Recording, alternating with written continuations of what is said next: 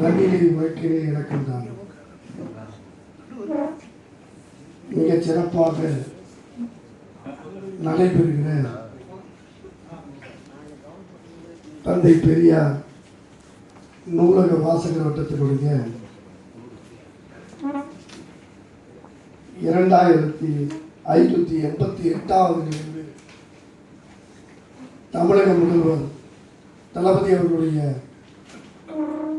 பிறந்தநாள் விழாவாக மலர்வதற்கு அனுமதி அளித்து நிகழ்வை நிகழ்த்துகிற வாசகர் வட்டத்தினுடைய தலைவர் மரியாதைக்குரிய வழக்கறிஞர் வீரமுத்திரி அவர்களே, இந்த நிகழ்வுக்கு மிகுந்த ஈடுபாடோடு நிகழ்த்தி கொண்டிருக்கிற வாசகர் வட்டத்தை சார்ந்த சான்றோர் பெருமக்களே, அன்பிற்கினிய அண்ணன் ஜனார்த்தன் அவர்களே, அதற்குரிய வெங்கடேசன் அவர்களே, தென்மாறன் அவர்களே, வழக்கறிஞர் மணியம்மை அவர்களே, இந்த நிகழ்ச்சியை தலைமையேற்று தொடங்கி வைத்திருக்கிற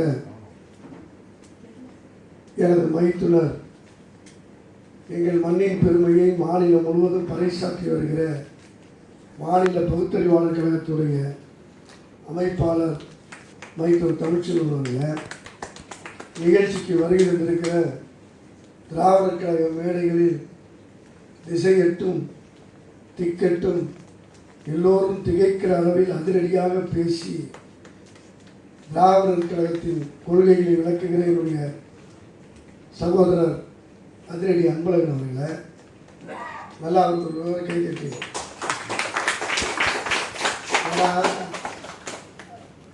அவருக்கு இருக்கிற வாய்ப்பு எங்கள் பகுதிகளெல்லாம் நிறைய கூட்டம். அன்பழகன் வராருன்னா எங்களுக்கு எல்லாம் அங்கெல்லாம் பெரிய மகிழ்ச்சியாக இருக்குங்க. நாங்கள்லாம் ஓட்டு வாங்குகிற கட்சியில் இருக்கோம். உங்களுக்கு அது கவலை கிடையாது. நாங்கள் ஓப்பனாக திட்ட முடியாது. பல பேரை அண்ணன் அடித்து பிச்சு எடுத்துருவார். அதுக்கே அவருக்கு ஒரு கை கட்டி. அதே போல் பல தொலைக்காட்சி பேச்சரங்கங்கள், பட்டிமன்றங்கள், ஆயிரக்கணக்கான நிகழ்வுகளிலே நடுவராக இருந்து மக்கள் மொழி நாயகர் என்ற அற்புதமான பெயரை பெற்றிருக்கிற சென்னை நமது மரியாதைக்குரிய பேராசிரியர் தமிழஞ்சன் அவர்கள், அவருக்கும் எல்லார் பேரையும் சொல்லிடலாம். ஆனால் மணி இப்பயே 7:14.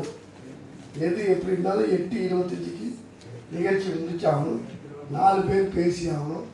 எனவே அருமை தம்பி மின் பொறியாளர் வெங்கடேசன் அவர்களுக்கும் எல்லோருக்கும் வணக்கத்தை சொல்லி ஒரே நிமிஷம், எப்பயுமே வழக்கறிஞர் வீரமுத்திரி அவர்கள் ஒரு கல்ல 2 மாங்காய் அடிக்கிறவங்க. தளபதி பிறந்த நாளைக்கு பட்டிமன்றம் போடலான்னு சொன்னேன். சரிங்க போட்டுருவோம். நாங்கள் போடுறப்ப 4 பெண் பேச்சாளரை போட்டிருக்கேன். நாங்கள் ஏன் 4 பெண் பேச்சாளர்னு இல்லை, மார்ச் 8 அகில உலக மகளிர் தினம் வருது, அதுக்கு நான் தனியாக அவங்க ஒரு கல்ல 2 மாங்காய் அடிக்கிறாங்கன்னா, என் மைத்துவர் அங்கே வந்து பேசிட்டு இருக்கிறப்ப வெங்கடேசன் ஞாபகப்படுத்தி என்னுடைய பிறந்த நாளும் நேர்த்தின்னு சொல்லி இதை ஒரு 30 நாளும் இதுதான் திராவிட. இன்னும் ஐயா கேட்டாங்க வயசு என்னன்னு கேட்டாங்க. நான் வயசை சொல்லுறதுன்னா என்னைக்கு யோசிக்கிறது இல்லை. நேர்த்திக்கு வரைக்கும் 55, நேர்த்திலேருந்து 56 இல்லையா? ஆமாம், 56 ஆயிட்டு அப்படின்னு நான் வருத்தப்படலை. 56 ஆனாலாவது நம்ம பேச்சை யாராவது கேட்பாங்கன்னு இருக்கேன். ஏன்னா பார்க்கறதுக்கு சின்ன பிள்ளை மாதிரி இருக்கிறதால. ஆமாம், எங்கள் நாகப்பட்டினம் மண்ணுக்கே சிறந்தது. கிட்டத்தட்ட என் வயசுக்கு மொத்த வயசு தான் தமிழுக்கும் எல்லாம். ஆனால் அவரை பார்த்து யாராவது சொல்லுவாங்களா? ஆசிரியரே அன்றைக்கி சொல்கிறார். நாங்கள் 2 பேரும் உள்ளார போய் ஆசிரியர் பார்க்க போனோம். அப்போ ஆசிரியர்கிட்டையும் சொன்னேன், ஒரு பிறந்தநாள் வாழ்த்து வாங்க 55 முடிய போனேன். 55 தானா? உங்கள் மண்ணே அப்படிதான் ஐயா, எல்லாம் 40 மாதிரி இருக்கீங்க அப்படின்னு. தமிழை பார்த்தா 40 தான் சொல்லுவாங்க. ஆனால் என்னை விட ஒரு வயசு கூட இல்லையா? இந்த பிறந்த நாள் கொண்டாடுறதுங்கிறது நிறைய பேர் யோசிப்பாங்க.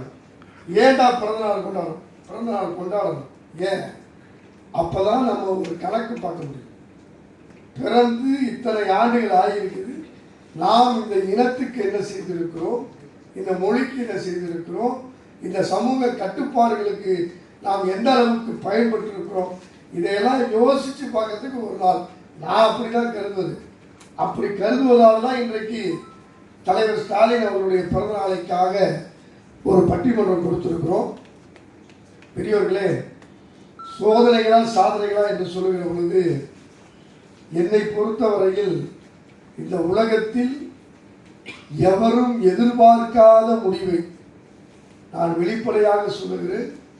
1984 14 வயதில் திராவிட முன்னேற்ற கழக மேடையில் ஏறியவன் 42 ஆண்டுகளாக தந்தை பெரியாரின் பேச்சை, அண்ணாவின் புகழை, கலைஞரின் திட்டங்களை பேசி மக்கள் மத்தியிலே வந்திருக்கிற நாம், எதிரணியிலே இருக்கிற ஒருவர் சொன்னார், Stalin is more dangerous of Kalaignar என்று சொன்னார். தலைவர் கலைஞரை விட மோசமானவர். நீங்கள் ஒரு வார காலமாக எல்லா பத்திரிகையும் நம்மளை எவ்வளோ செஞ்சாங்கன்னு தெரியும். எல்லா செஞ்சதுக்கும் ராத்திரி அறிவாலயத்துலேருந்து காரில் ஏறுறப்ப இந்த பத்திரிக்கையாளெல்லாம் கூடி கேட்டான், என்னாச்சுன்னா தலைவர் ஒரே வார்த்தை சொன்னான், சொல்ல கூட இல்லை, கையை மட்டும் தான் காட்டுறாரு, என்ன ஆல் கம்ப்ளீட். சார் சத்தியமா கலைஞர் இருந்த பொழுது அமைத்த கூட்டணியை விட இன்றைக்கு பாரதிய ஜனதாவின் பாசிச போக்கை எதிர்த்து என் தலைவர் தளபதி அமைத்திருக்கிற கூட்டணி இந்தியாவுக்கே வழிகாட்டு. நீங்க தேமுதிக எப்படி வந்துச்சுன்னு கேட்கலாம். அதை விட பெரிய ஆச்சரியம் தெரியுமா, இந்த உலக அரசியல் வரலாற்றிலேயே வடிவேலு மட்டும்தான் சொல்லுவான், இருந்த இடத்திலிருந்து எதிர்கட்சிக்கு போறதுக்கு சைக்கிள்ல ஏறுகிறேன்னு சொல்ற மாதிரி ஒரு முதலமைச்சராக இருந்த ஒருத்தர் ஒரே ராத்திரியில் தூக்கி கொண்டு வந்ததாக. நான் விசாரித்த வகையில் என்ன நடந்துச்சுன்னா, அவர் நம்மகிட்ட கூட்டணிக்கு தான் வரையினாராம், எனக்கு ஒரு 5 சீட்டு கொடுங்கன்னாராம். தலைவர் கேட்டாரா, 5 சீட்டுக்கு ஆள் சொல்லுங்கன்னாராம். ஏற்கனவே உங்கள்கிட்ட இந்த வைத்தியலிங்கம் எங்கள்கிட்ட வந்துட்டாரு, மனோஜ் பாண்டிய வந்துட்டாரு, கடைசி சட்டசபையில் ஐயப்பன் எங்கள்கிட்ட வந்துட்டாரு, 5 சீட்டு எதுக்கு கேட்குறீங்கன்னா, அப்போ என்ன பண்ணலாம், ஒன்றும் பண்ண வேண்டாம், நீங்கள் நேராக நம்ம கட்சியில் 2 ரூபா கொடுத்து உறுப்பினர் ஆகுங்க, மற்றதை நான் பார்த்துக்கிறேன்னா. சார் சத்தியமாக சொல்கிறேன், நான்லாம் ஒரு காலத்தில் ஓபிஎஸ் மேலேருந்து கீழே வரைக்கும் பேசியிருக்கேன். அது தர்ம யுத்தம் பண்ணப்ப ஆவிட்ட பேசுகிறேன்னு சொன்னாருங்க. எனக்கு அப்பெல்லாம் அவரை கேட்டிருக்கேன். உண்மையிலேயே சொல்லுகிறேன், பாரதிய ஜனதாவை எதிர்க்க வேண்டும் என்று இந்த தமிழகத்தில் முதலில் பாரதிய ஜனதாவு இந்த நரேந்திர மோடியை எதிர்த்து குரல் கொடுத்த முதல் பெண்மணி ஜெயலலிதா தான். மோடியா லேடியான்னு கேட்டாங்க. அந்த எண்ணத்தின் வெளிப்பாடு ஓபிஎஸ் சேர்ந்திருப்பது அந்த ஜெயலலிதாவின் வலிமையான எண்ணம். பாரதிய ஜனதாவின் மோடியின் கால் தமிழகத்தில் படக்கூடாது நினைத்த விளைவுதான் ஓ பன்னீர்செல்வம் இன்றைக்கு திமுக இருக்கார். அவருக்கு ஒரு சீட்டு தான் கொடுக்க போனோம், அதில் நின்று அவர் ஜெயிக்க போறார். ஆனால் வந்துட்டார். இது பெரிய பாதிப்பா பத்திரிகைக்காரங்க உடனே அவர் வர வரைக்கும் வரக்கூடாதுன்னு நினைச்சான், வந்த பிறகு ஏன் வந்தாருங்க. தேமுதிகவும் அப்படித்தான். உங்கள் அனைவருக்குமே தெரியும், விஜயகாந்த் உயிரோடு இருந்து கடைசியாக கேட்ட பட்டிமன்றம் என் பட்டிமன்றம் தான். அதுக்கப்புறம் செத்து விட்டாரு. அவருடைய கேப்டன் டிவிக்காக ஒரு பொங்கல் பட்டிமன்றம். நானும் விஜயகாந்தும் மிக நெருங்கிய நண்பர்கள். ஏன்னா எங்கள் நாகப்பட்டினத்துக்கு விஜயகாந்துக்கு நிறைய தொடர்பு உண்டு. சின்ன வயசுலேருந்து அவர் எனக்கு நெருங்கிய நண்பர். கேப்டன் டிவி ஆரம்பித்து அதில் நிகழ்வுகள்னு ஒரு தொடர் போட்டோம். தினசரி நடக்கிற அரசியல் நிகழ்வுகள் குறித்து ஒரு, அதெல்லாம் என் கண்டென்ட் தான், என் கான்செப்ட் தான். அவர் விஜயகாந்தை பொறுத்த வரைக்கும் இந்த கூட்டணிக்கு முதல் கூட்டணியில் போய் கையெழுத்து போடணும்னு சொல்லுகிறப்ப ஸ்டாலின் வந்திருக்காரான்னு தான் கேட்டார். பிரேமலதா தான் ட்விஸ்ட் அடித்து அந்த கூட்டணிக்கு போனாங்க. ஆனால் அந்த கூட்டணிக்கு போய் எடப்பாடி பழனிசாமி கொடுக்க முடியாத ராஜ்யசபா சீட்டை தேர்தலில் உடன்படிக்கையை மட்டும் போட்டு உனக்கு ஆசை எவ்வளோதானே அதை நிறைவேற்றுகிறேன் என்று நிறைவேற்றி காட்டிய சாதனை உண்மையிலேயே நம்ம தலைவர் ஸ்டாலினுக்குத்தான் உண்டு. நல்லா அவரை வாழ்த்த வேண்டும். தலைவர் கலைஞரை போல 100 ஆண்டு காலம் இந்த மண்ணில் அவர் இருக்க வேண்டும். அவருக்கு ஏற்பட்டிருக்கிற சோதனைகள் என்பது அதிகம். இன்னைக்கே ஒரு சோதனை தான். யோசிச்சு பார்த்தீங்கன்னா நேற்று ராத்திரி வரைக்கும் அறிவாலயம், காலையில் கிளம்பி ஃப்ளைட்டில் தஞ்சாவூர், அன்பில் பொய்யாமொழியோடைய பேத்திக்கு கல்யாணம், 10 மணிக்கு அங்கே ஃப்ளைட் ஏறி 11:30 மணிக்கு தலைமைச் செயலகத்துக்கு வந்து ராஜ்யசபா உறுப்பினர்களுக்கான வேட்புமனு கையெழுத்து போட்டார். எனக்கு தெரிந்து காலி பம்பரம் அல்ல, விமானத்தை வைத்து சுற்றி கொண்டிருக்கிற சூறாவளி தலைவர் என் தலைவர் ஸ்டாலினை தவிர வேற யாரும் கிடையாது. அவருடைய இயக்கம் அப்படி இருக்குது. நிறைய பேருக்கு அவர் உடல் வலிமை இல்லை என்று நிறைய பத்திரிகைக்காக கிண்டல் பண்ணுறான். அடுத்த இன்னொரு பையன் கிளம்பியிருக்கான் பாருங்க, ஊர் முழுக்க.